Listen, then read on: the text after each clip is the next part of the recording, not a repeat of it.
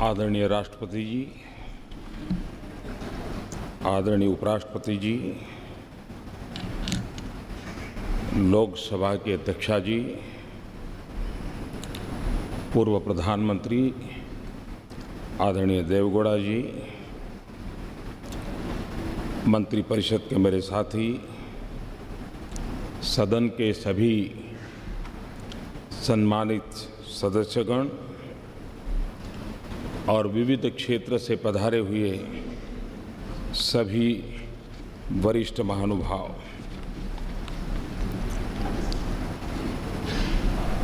राष्ट्र के निर्माण में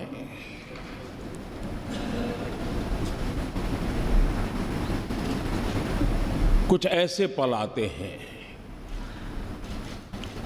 जिस पल पर हम किसी नए मोड़ पर जाते हैं, नए मुकाम की ओर पहुंचने का प्रयास करते हैं।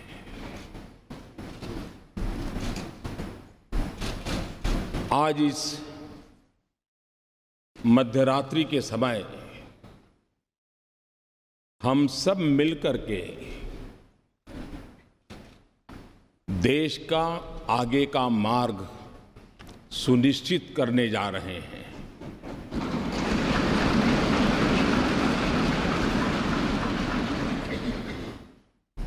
कुछ देर बाद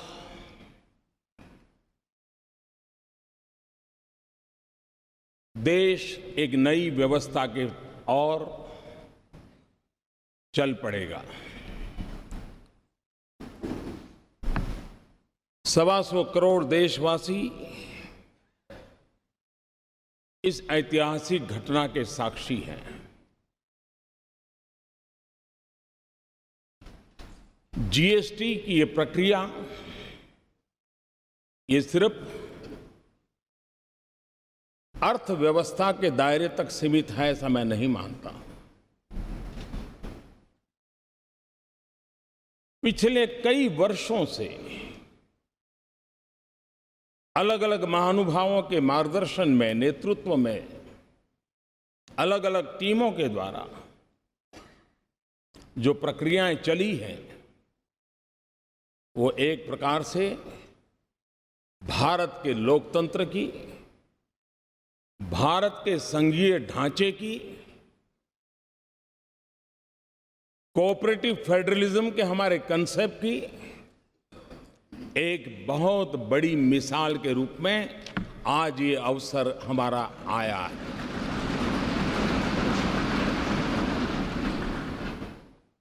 इस पवित्र अवसर पर आप सब अपना मूल्य समय निकाल करके आए हैं। मैं हृदय से आपका स्वागत करता हूं, आपका आभार व्यक्त करता हूं।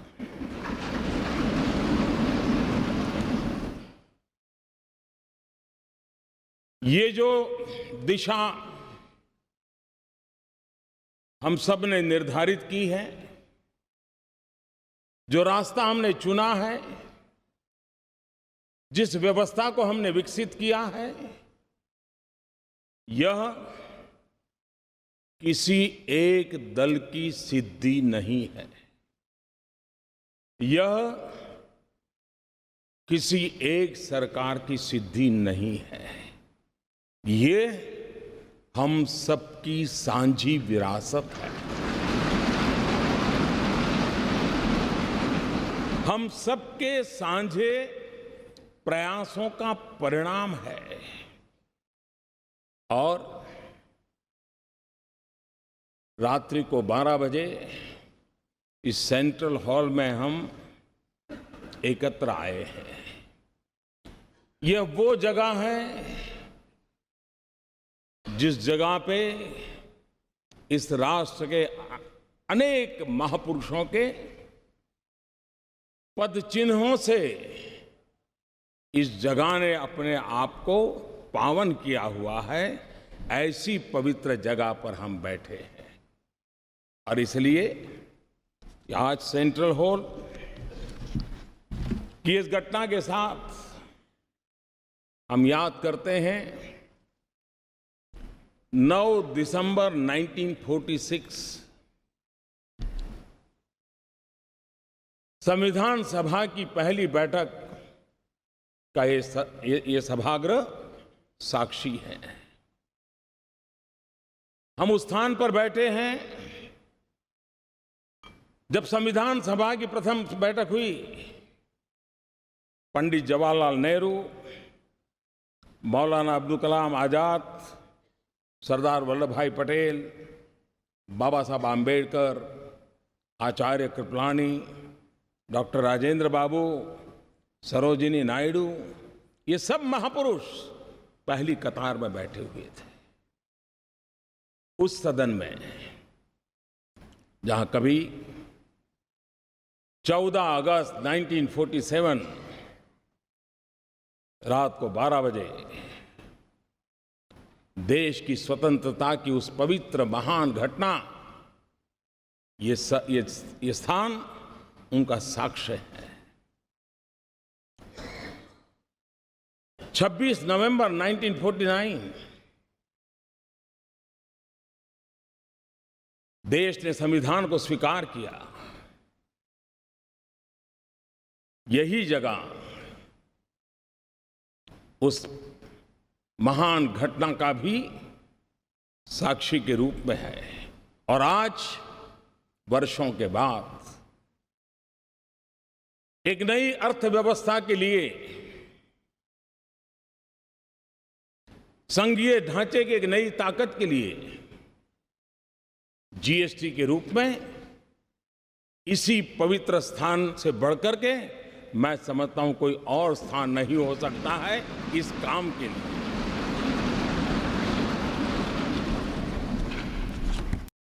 संविधान का मंथन 2 साल 11 महीने और 17 दिन तक चला था। हिंदुस्तान के कोने कोने से विद्वत जन उस बहस में हिस्सा लेते थे, वाद विवाद होते थे, राजी नाराजी होती थी, सब मिलकर के बहस करते थे, रास्ते खोजते थे। कभी इस पार कभी उस पार नहीं जा पाए तो बीच का रास्ता खोज करके चलने का प्रयास करते थे। ठीक उसी तरह ये जीएसटी भी एक लंबी विचार प्रक्रिया का परिणाम है। सभी राज्य समान रूप से, केंद्र सरकार उसी की बराबरी में, और सालों तक चर्चा की है। संसद में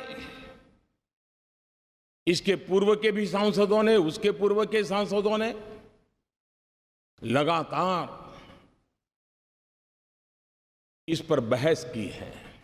एक प्रकार से best brains of the country उन्होंने लगातार इस काम को किया है और उसी का परिणाम है कि आज ये जीएसटी को हम साकार रूप में देख सकते हैं। जब संविधान बना तो संविधान ने पूरे देश के नागरिकों को समान अवसर, समान अधिकार, उसके लिए सुनिश्चित व्यवस्था खड़ी करती थी। और आज जीएसटी एक प्रकार से सभी राज्यों के उन मोतियों को एक धागे में परोने का और आर्थिक व्यवस्था के अंदर एक सुचारू व्यवस्था लाने का एक अहम प्रयास है। जीएसटी ये कोऑपरेटिव फेडरलिज्म की एक मिसाल है जो हमें हमेशा हमेशा और अधिक साथ मिलकर चलने की ताकत देगी। जीएसटी ये टीम इंडिया का क्या परिणाम हो सकता है, ये टीम इंडिया की कर्तृत्व शक्ति का, सामर्थ्य का परिचायक है। ये जीएसटी काउंसिल केंद्र और राज्य ने मिलकर के उन व्यवस्थाओं को विकसित किया है जिसमें गरीबों के लिए जो पहले उपलब्ध सेवाएं थी उन सारी सेवाओं को बरकरार रखा है। दल कोई भी हो, सरकार कहीं की भी हो, गरीबों के प्रति संवेदनशीलता इस जीएसटी के साथ जुड़े हुए सब लोगों ने समान रूप से उसकी चिंता की है। मैं जीएसटी काउंसिल को बधाई देता हूं। अब तक इस काम का नेतृत्व जिन जिन लोगों ने किया है, अरुण जी ने विस्तार से कहा था, मैं उसका पुनरावर्तन नहीं करता हूं। मैं उन सबको भी बधाई देता हूं। इस प्रक्रिया को जिन जिन लोगों ने आगे बढ़ाया उन सबको मैं बधाई देता हूं। आज जीएसटी काउंसिल की 18वीं मीटिंग हुई और थोड़ी देर के बाद जीएसटी लागू होगा। ये भी संजोग है कि गीता के भी 18 अध्याय थे और जीएसटी काउंसिल की भी 18 मीटिंगें हुई और आज हम उस सफलता के साथ हम आगे बढ़ रहे हैं। एक लंबी प्रक्रिया थी, परिश्रम थी, शंका आशंकाएं थी, राज्यों के मन में गहरे सवाल थे, लेकिन अथाग पुरुषार्थ, परिश्रम, दिमाग की जितनी भी शक्ति उपयोग में लाई जा सकती है ला करके इस कार्य को पार किया है। चाणक्य ने कहा था, यद्दुरम यद्दुराद्यम यच्च दुरे व्यवस्थितम तत्सर्वम तपसा साध्यम तपो ही दुर्ति क्रमम। चाणक्य के इस वाक्य ने हमारी इस पूरी जीएसटी प्रक्रिया को बड़े अच्छे ढंग से कहा है। कोई वस्तु कितनी ही दूर क्यों न हो, उसका मिलना कितना ही कठिन क्यों न हो, वो पहुंच से कितनी ही बाहर क्यों न हो, कठिन तपस्या और परिश्रम से उसे भी प्राप्त किया जा सकता है और ये आज हुआ है। हम कल्पना करें कि देश आजाद हुआ, 500 से ज्यादा रियासतें थी। अगर सरदार वल्लभ भाई पटेल ने इन रियासतों को मिलाकर के देश को एक न किया होता, देश का एकीकरण न किया होता, तो भारत का राजनीतिक मानचित्र कैसा होता, कैसा बिखराव होता। आजादी होती लेकिन देश का वो मानचित्र कैसा होता। जिस प्रकार से सरदार वल्लभ भाई पटेल ने रियासतों को मिलाकर के एक राष्ट्रीय एकीकरण का बहुत बड़ा काम किया था, आज जीएसटी के द्वारा आर्थिक एकीकरण का एक महत्वपूर्ण काम हो रहा है।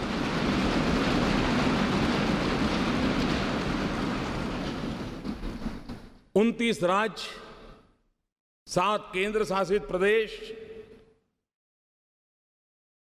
केंद्र के 7 टैक्स, राज्यों के 8 टैक्स और हर चीजों के अलग अलग टैक्स का हिसाब लगाएं, 500 प्रकार के टैक्स कहीं न कहीं अपना रोल कर रहे थे।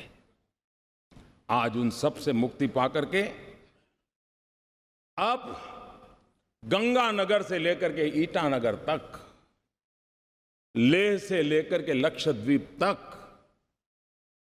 वन नेशन वन टैक्स, ये सपना हमारा साकार होके रहेगा। और जब इतने सारे टैक्स, 500 अलग अलग हिसाब लगाए, 500 टैक्स। आल्बर्ट आइंस्टाइन प्रखर वैज्ञानिक, उन्होंने एक बार बड़ी मजेदार बात कही थी। उन्होंने कहा था, दुनिया में अगर कोई चीज समझना सबसे ज्यादा मुश्किल है तो वो है इनकम टैक्स। ये आल्बर्ट आइंस्टाइन ने कहा था। मैं सोच रहा था अगर वो यहां होते तो पता नहीं ये सारे टैक्स देख करके क्या कहते, क्या सोचते हैं। और इसलिए, और हमने देखा है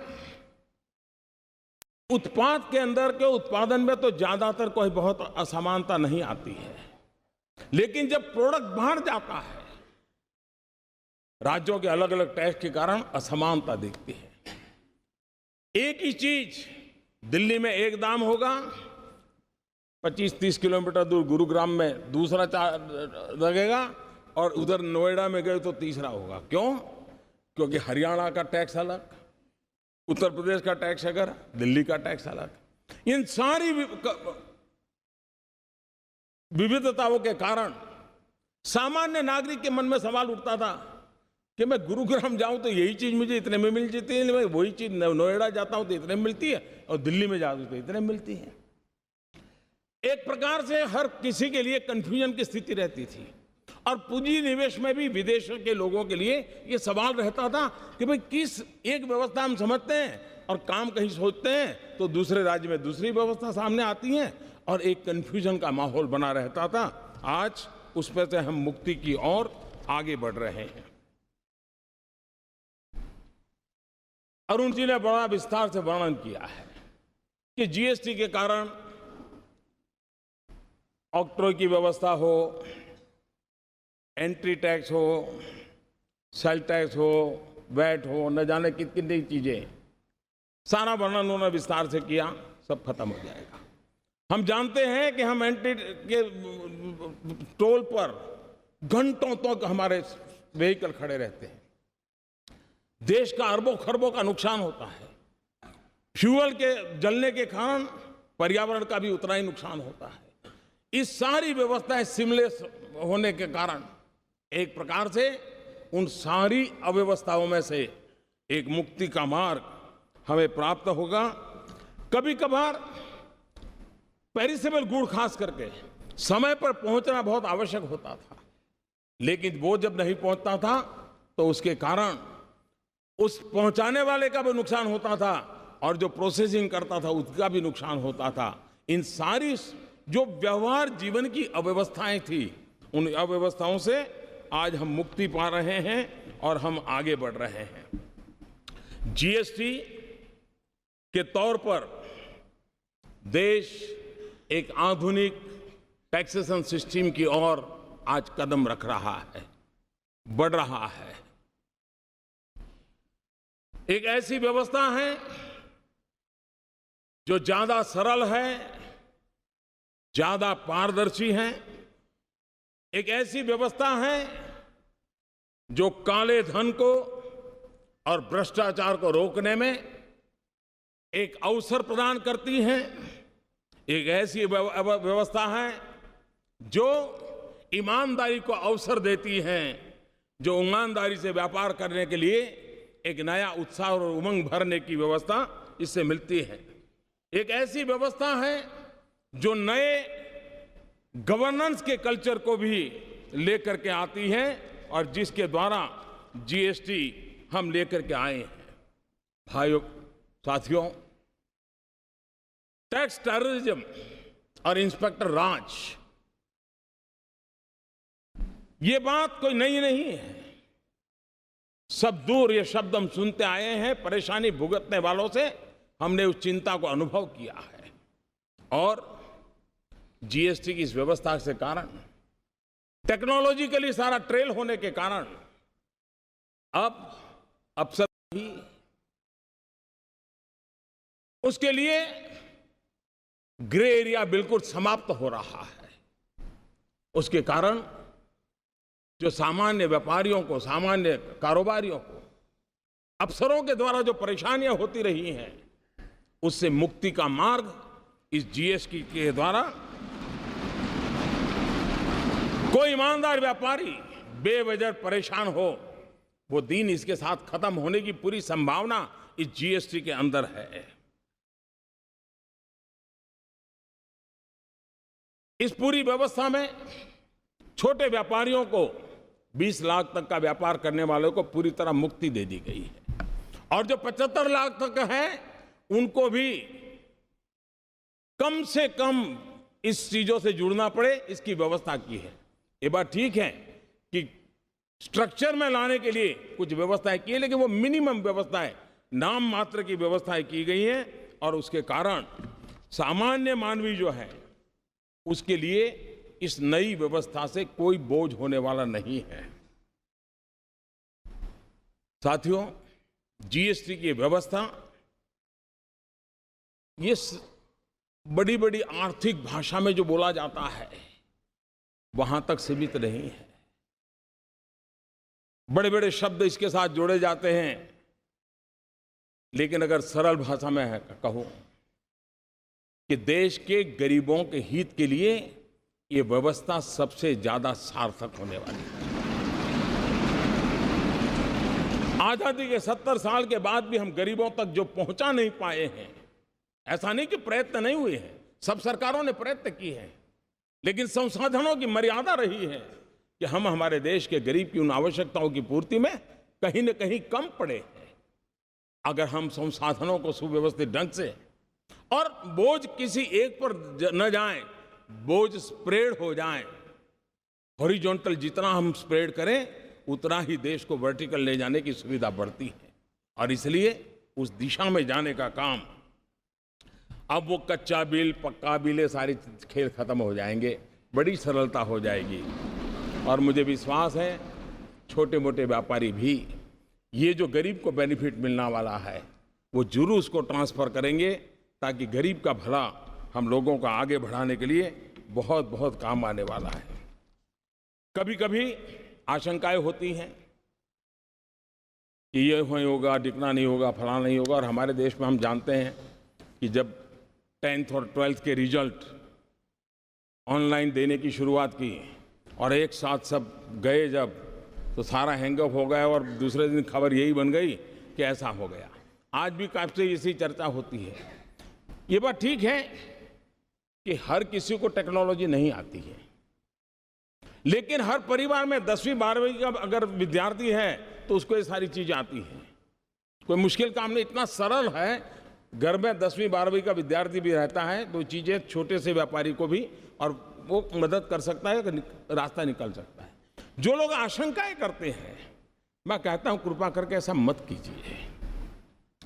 अरे आपका पुराना डॉक्टर हो, आप उसी से अपनी आंखें लगातार चेक करवाते हो, वही हर बार आपके नंबर निकालता हो, आपका चश्मा बनाने वाला भी निश्चित हो, आप वहां आपके नंबर बनवाते हो, और फिर भी जब नया नंबर वाला चश्मा आता है तो एक आध 2 दिन तो आंख ऊपर नीचे करके एडजस्ट करना पड़ता है।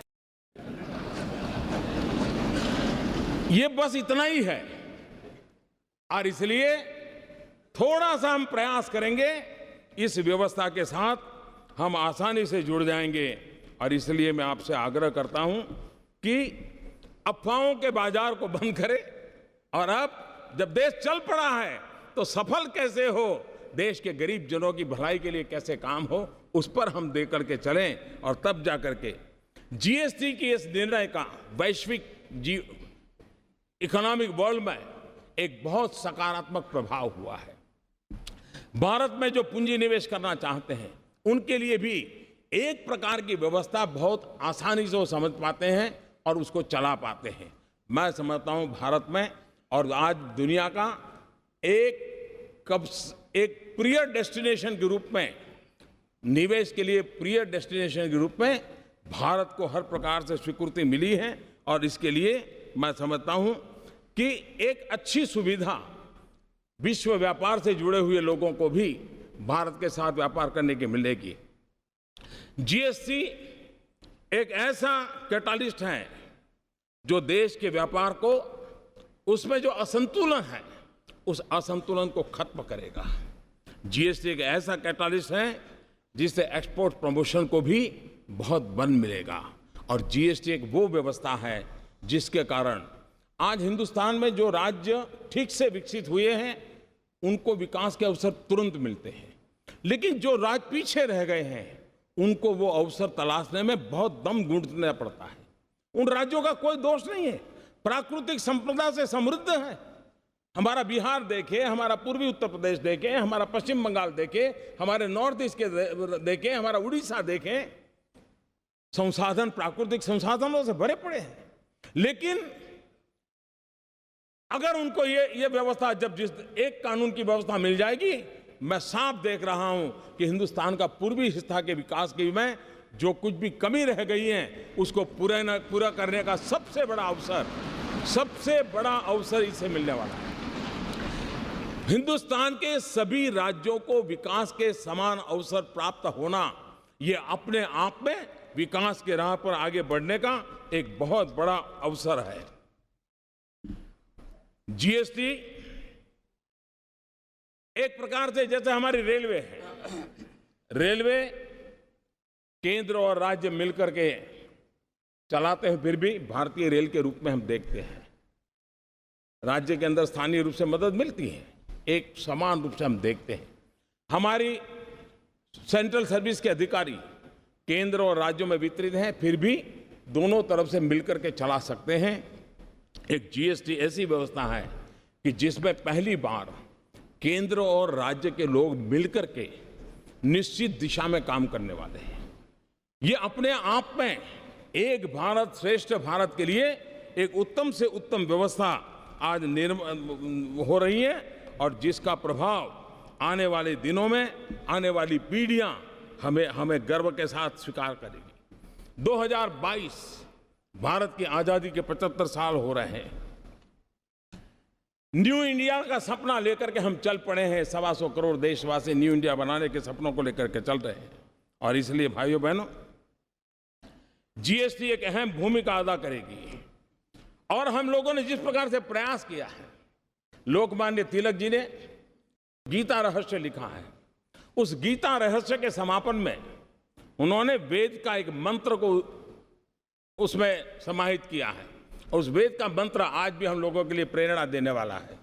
और लोकमान्य तिलक जी ने कहा है, उसका उल्लेख किया हुआ है, मूलतः ऋग्वेद का एक श्लोक है, समानी वह आकृति ही समाना हृदयानि वह समानमस्तु वो मनो यथा वह सुसहासति।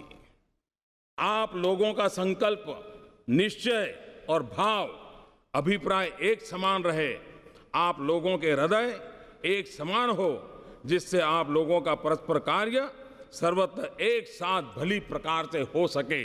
इस भाव से लोकमान्य तिलक जी ने भी हमें आज परिणाम दिया है।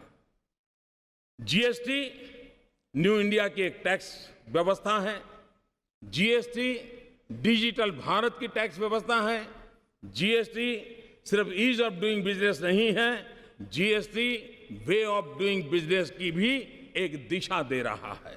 जीएसटी सिर्फ एक टैक्स रिफॉर्म नहीं है, लेकिन वो आर्थिक रिफॉर्म का भी एक अहम कदम है। जीएसटी आर्थिक रिफॉर्म से भी आगे एक सामाजिक रिफॉर्म का भी एक नया तबका, जो एक ईमानदारी के उत्सव की दिशा में ले जाने वाला ये बन रहा है। कानून की भाषा में GST goods and service tax के रूप में जाना जाता है, लेकिन जीएसटी से जो लाभ मिलने वाले हैं, और इसलिए मैं ये कहूंगा कि कानून भले कहता हो कि गुड्स एंड सर्विस टैक्स, लेकिन हकीकत में ये गुड एंड सिंपल टैक्स है। और गुड इसलिए कि टैक्स पर टैक्स जो लगते थे उससे मुक्ति मिल रही है। सिंपल इसलिए है कि पूरे देश में एक ही फॉर्म होगा, एक ही व्यवस्था होगी, और उसी व्यवस्था से चलने वाला है, और इसलिए उसे हमें आगे बढ़ाना है। मैं आज इस अवसर पर आदरणीय राष्ट्रपति जी ने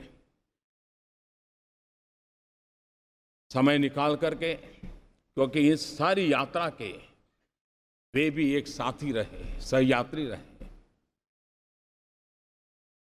इसके हर पहलू को उन्होंने भली भांति देखा है, जाना है, प्रयास किया है। उनका मार्गदर्शन इस महत्वपूर्ण ऐतिहासिक घड़ी में हम सब के लिए एक बहुत बड़ी प्रेरणा का कारण बनेगा, नया उमंग और उत्साह मिलेगा, और उसको लेकर के हम आगे चलेंगे। मैं आदरणीय राष्ट्रपति जी से मैं उनका बहुत आभारी हूं कि वो आज आए हम सबका मार्गदर्शन करने के लिए, और उनकी बातें हम सबको एक नई प्रेरणा देती रहेगी। इसी एक भाव के साथ मैं फिर एक बार इस प्रयत्न के साथ जुड़े हुए हर किसी का आभार व्यक्त करते हुए मेरी वाणी को विराम देता हूं और श्रद्धेय राष्ट्रपति जी से आग्रह करता हूं कि वो हमारा मार्गदर्शन करें।